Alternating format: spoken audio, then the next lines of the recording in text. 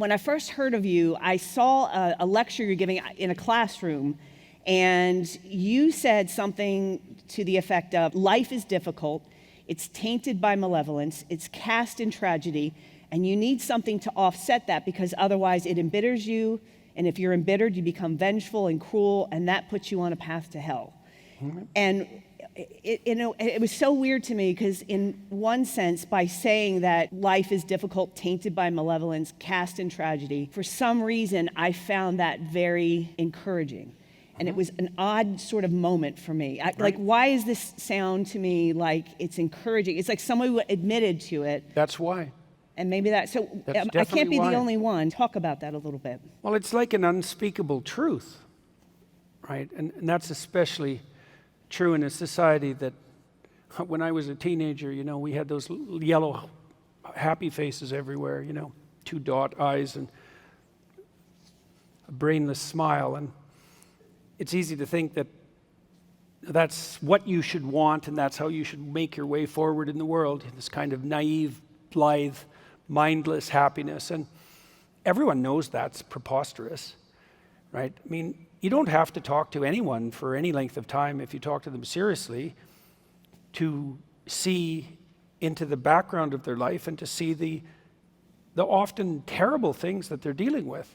Sometimes of their own making, but often a mere consequence of, in some ways, the arbitrariness of life. The Alzheimer's disease that their father is suffering from, their own health problems, the trouble their children have got into, the abuse they suffered when they were children. There's endless pathways to tragedy, and that's the basic condition of life in some ways. And then we all know as well that our own foolishness and blindness and even proclivity for resentment and vengeance can take all that and make it much worse. And what are we supposed to do in the face of that? Well, the first thing is to note that it's the case. And the second thing is to understand that you can see that that's the case, and that can shatter your naivety, but that doesn't have to destroy your faith in life. And you can get past that even and start to understand that all that weight and all that burden is actually a precondition for what you have to do. Like most of you people, the vast majority of you are entrepreneurs. You know perfectly well that you've struggled against substantive difficulty to establish yourself where you are. Part of the worth in your accomplishment is the consequence of wrestling with that genuine difficulty. You have as a theme here Austin Powers. He's a takeoff on the secret agent superhero motif, right? The thriller genre. Well, your life is supposed to be an adventure. And an adventure takes place in the face of genuine risk and in the face of actual malevolence. Otherwise, none of it's real.